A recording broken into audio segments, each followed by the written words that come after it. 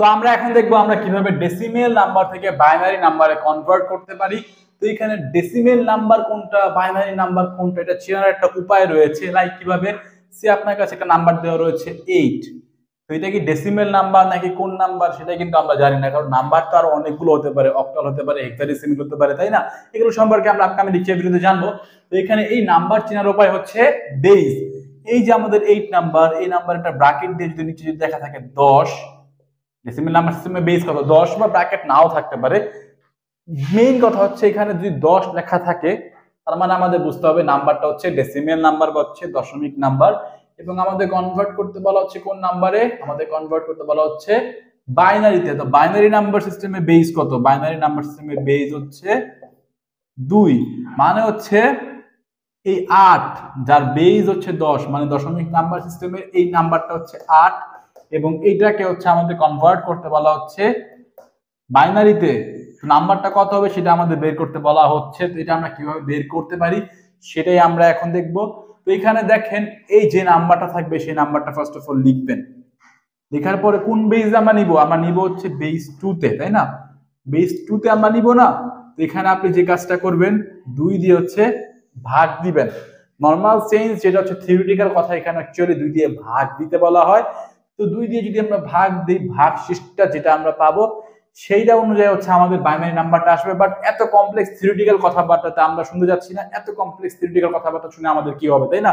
আমরা চাই সিম্পলি বুঝতে, সোজা বাংলা ভাষায় কিভাবে আমরা বুঝতে পারি, অঙ্ক করতে পারি, সেটাটুকু হচ্ছে আমাদের জানার মোটিভ। তো দেখেন এখানে আপনি যে কাজটা করবেন একটু রিভার্স থিঙ্ক করেন, আপনি চেষ্টা করবেন এই নাম্বারটা মিলানোর। এখানে যে নাম্বারে দেওয়া হোক সেই নাম্বারটা আপনি কিভাবে মিলাতে পারেন। এখানে 8 দেওয়া না, 8টা আপনি যখন পাশে খাতায় মার্কা করে নেন। তো 2 এর সাথে কত গুণ দিলে 8 এর সমান হয়, 8 এর থেকে যদি তার যদি একটু কমও হয় সমস্যা নেই। তো দেখেন আমরা যে কাজটা করতে পারি, 2 কে যদি আমরা 4 দিয়ে গুণ দেই, 2 কে যদি আমরা 4 দিয়ে গুণ দেই তাহলে কি হয়, সে আমরা 4 দিয়ে গুণ দিচ্ছি, তো আমরা এখানে 4 লিখলাম, 4 দুগুণে কত 8, এবং এই 8 থেকে এই 8 মাইনাস করলে কত হয় 0। তো আমাদের আলটিমেটলি ভাগশেষ এখানে কত 0। আপনি জাস্ট সিম্পলি বোঝার চেষ্টা করেন, বই অনুযায়ী হচ্ছে আপনার এখানে হচ্ছে ভাগ করতে বলা হচ্ছে। তো আপনি হচ্ছে 8 কে যদি 2 দিয়ে ভাগ দেন পাবেন কত 4, ভাগফল ভাগশেষ থাকবে কত, তখন থাকবে হচ্ছে 0।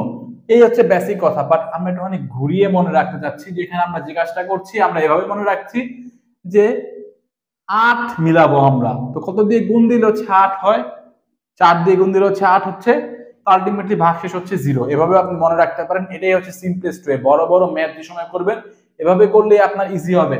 আমরা আরো এক্সাম্পল দেখবো। লাইক এখন দেখেন এগেইন হচ্ছে আপনাকে ভাগ করতে হবে। কতক্ষণ পর্যন্ত আপনি ভাগ করবেন, ভাগ আপনি যতক্ষণ পর্যন্ত করতে থাকবেন যতক্ষণ পর্যন্ত না আপনার ভাগফল 0 হচ্ছে।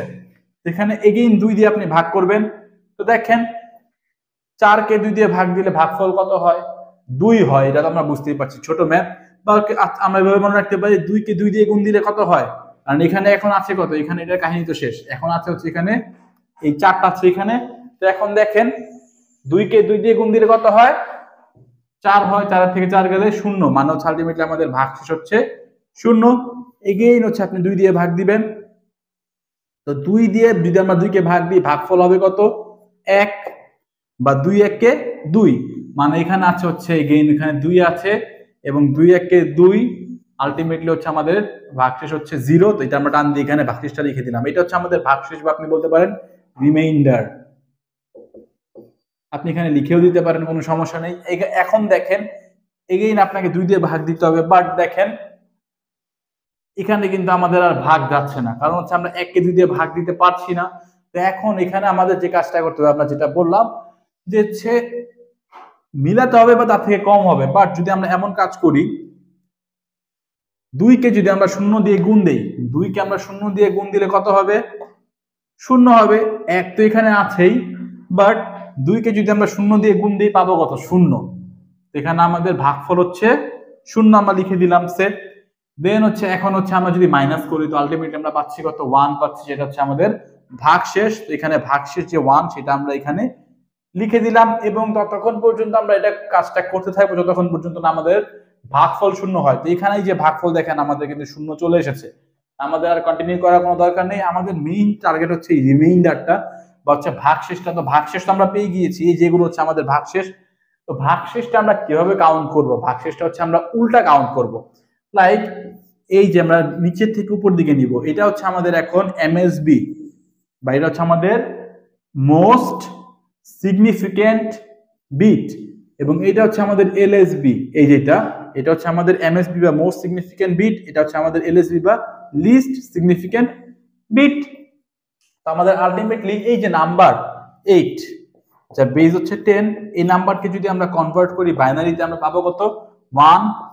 তারপর আমরা উপর দিকে যাচ্ছি, নিচ থেকে উপর দিকে 0 0 0। বেস কত হবে? বেস হবে হচ্ছে 2। তো 8 এর বাইনারি কত? 1 0 0 0। আশা করছি বুঝতে পারছেন। এগুলো মুখস্থ করার কিছু নেই, ইজিলি এভাবে ম্যাথ করে আপনি বের করতে পারেন। আরো কমপ্লেক্স টাইপের ম্যাথ থাকতে পারে, লাগে এখানে হচ্ছে আমরা জাস্ট 8 নিয়েছি, দশমিক থাকলে আরো অনেক কিছু করা যায়, সেগুলো সম্পর্কে আমরা কনভার্সনে যে দেখবো। এখন জাস্ট ছোট ছোট করে আপনার নলেজটা বিল্ড আপ করা জরুরি, সেটা আমরা করে দিচ্ছি। তো 8 এর বাইনারি আমরা বের করলাম, সে যদি আমরা 10 এর বাইনারি বের করি বা 9 এর বাইনারি বের করি, সে 9 এর বাইনারি বের করবো। 9 হচ্ছে বেস হচ্ছে 10, নিব কিসে? নিব হচ্ছে বাইনারিতে, তাই না? তো এতটুকু আশা করছি আপনি বুঝে ফেলেছেন। তো এখন আমরা একটুখানি ফাস্ট করার ট্রাই করি। লাইক 9 2 দিয়ে ভাগ দিচ্ছি আমরা। তো হচ্ছে আমাদের কি করতে হবে? 9 মিলাতে হবে। 5 দুগুণে 10, 9 এর উপরে চলে যাচ্ছে, বাট 4 দুগুণ করলে কি হয়? 8 হয়। তো এখানে 4 দুগুণে 8, 8 থাকবে কত? 9 থেকে 8 মাইনাস করলে 1 থাকবে। তো এটা হবে আমাদের ভাগশেষ। আশা করছি পয়েন্ট বুঝতে পারছেন। এগেইন 2 দিয়ে ভাগ করলে দেখেন কি হয়? 2 দুগুণে 4 মিলে যাচ্ছে, ভাগশেষ থাকবে হচ্ছে 0। এগেইন যদি 2 দিয়ে ভাগ করি, 2 1 কে 2, ভাগশেষ থাকবে কত? 0, মিলে যাচ্ছে।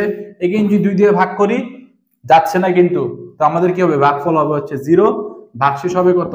1। কারণ 2 ইনটু 0 মানে হচ্ছে 0, 1 থেকে 0 গেলে থাকবে হচ্ছে 1, যেটা হচ্ছে আমাদের ভাগশেষ। তো দেখেন এটা হচ্ছে আমাদের এমএসবি, এটা হচ্ছে আমাদের এলএসবি, এটা হচ্ছে আমাদের এলএসবি, এটা হচ্ছে আমাদের এমএসবি। তো আলটিমেটলি 9 যে আমাদের ডেসিমেল নাম্বার, এই নাম্বারের আমাদের বাইনারি নাম্বার কি হবে? 1001, 1001। বেস হবে কত? বেস হবে হচ্ছে 2।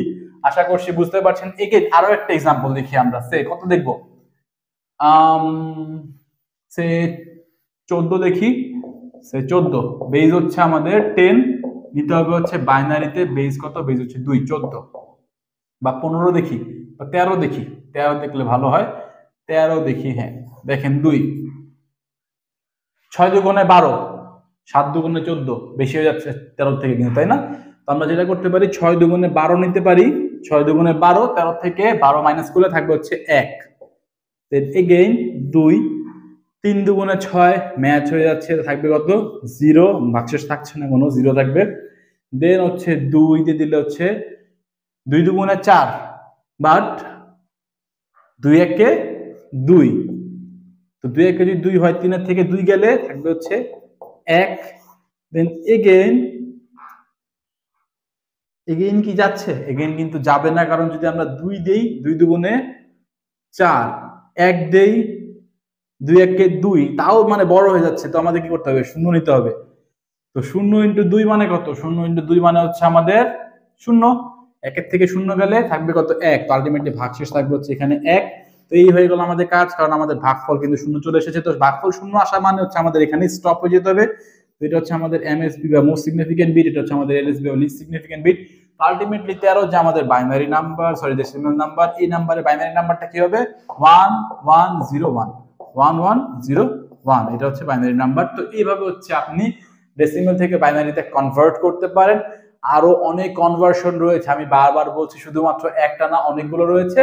বাট আশা করছি আজকের জন্য, যেহেতু আপনি একদমই কিছু জানেন না নাম্বার সিস্টেম সম্পর্কে, আজকের জন্য এতটুকু আপনি বুঝতে পেরেছেন। এবং আরেকটা ফ্যাক্ট আমরা আজকে লেকচার ভিডিওতে দেখবো, সেটা হচ্ছে আমরা কিভাবে ডিজিটাল সিগন্যাল ড্র করতে পারি। আমি বোর্ডটা একটুখানি পরিষ্কার করে নিচ্ছি।